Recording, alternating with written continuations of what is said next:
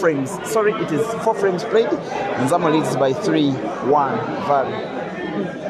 And Big Hills is still nodding, looking at Mzamo. Do you know what I'm finding funny? I'm just thinking what is going through his mind.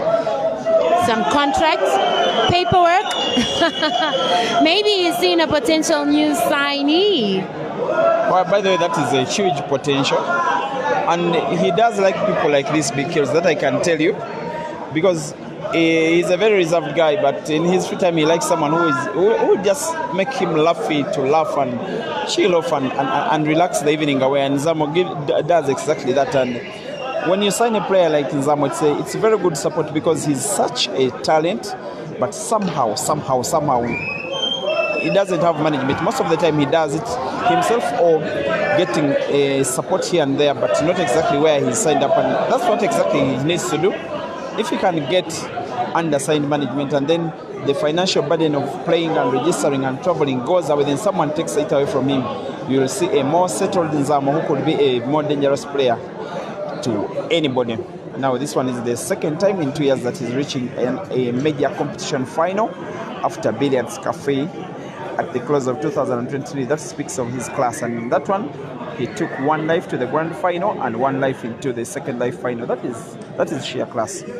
Oh yes, for sure. And I think we're about to see sheer class here after that unfortunate foul by Mzamo. Looks like Harry is set on clearing this in this one particular visit. Well, he needs to. He has to. For a player of his caliber, it would be unforgivable. That knock of the cue ball onto the black was a little unfortunate, making it a little harder for that red to be potted at a later stage. This is quite a bit of a confusing and tricky looking frame. It's the stage of the match where sometimes these big matches are actually won.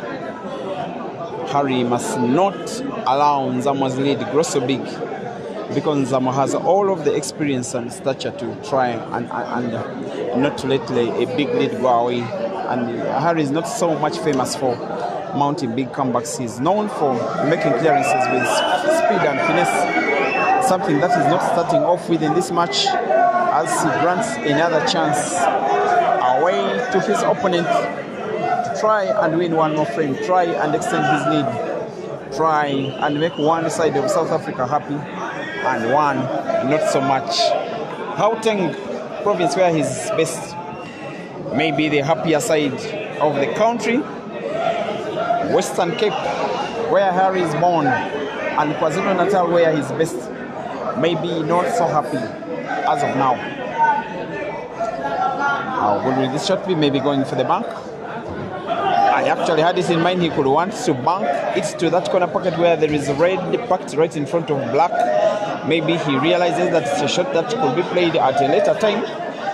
After all, there is another yellow near the bottom cushion, which could be played to the corner pocket where there is red and black, and to have the same impact as he would have fancied anyway. Shepard Kapeta asking who's leading, just started watching. Zama is leading 3-2. It's a race to 11. Good shooting here. Who will be crowned Queen's International 4th edition winner between these two gentlemen? We'll definitely have a first time winner this time. The first edition in December of 2022 was won by Jeremiah Naiji from South Africa. The second edition in December of 2023 was won by Caesar Chandigarh. Third edition, which was held in April of 2025, was grabbed by Aiden Joseph, who unfortunately is MIA, not here to try and defend his title. Will it be Harry or will it be Mzamo? It remains to be seen. Care to share some of your predictions in the comment section? Who do you think will emerge the winner? Who will walk away with the first prize of $5,000? Number 2 will walk away with $3,000. A lot of money here. Lots of tears there have been, lots of celebrations. Now we're down to the final 2 men. It's been a very big tournament. Lots of participants. 140 were registered for this open category, and we're now down to the final 2. They're playing very well. They deserve to be in the spot they're in now, and this is the 3rd time they're meeting up in this tournament.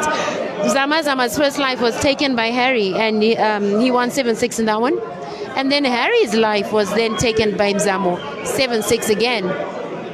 Now there's no better grand final than this chance for revenge, and it's like a third life between the two, having lost and won one of their lives against each other. Mzamo came close to potting black prematurely. Now he has a very big shot to make. Try and play the yellow that is close to the cushion on the left by rail drive. Move it to the length of the table. Try and put it to the corner pocket top left. And then top spin on the key ball for whites to follow the yellow all the way. It won't come easy. Mzamo's work is now a real cutout.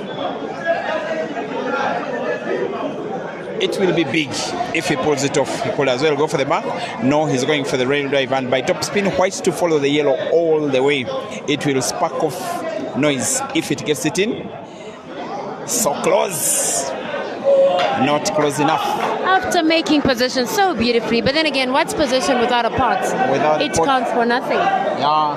I was just speaking to the aviator who was like in mourning after he was beaten in the quarterfinals of one of the lives. So how can I get beaten by someone who was just potting balls? Then I told him that, you know what, aviator, it's my opinion that pool is 80% potting and the other things come later. Like, very look at what Harry's doing. Most of his game is just potting, and he's in the final and he could win it. So sometimes players ever elaborate their play. Sometimes they overthink. They make the game a little too more difficult than it actually is. And it's someone that just spots the balls stands, in my opinion, the highest chance. Look at what Herbert did. For a player at 14 to reach the prize bracket, to reach the last 8 or semi-final of one of his lives, just spotting balls. And Harry does pot and pulls one back. White is safe. It is 3 frames to 2. Zama leading.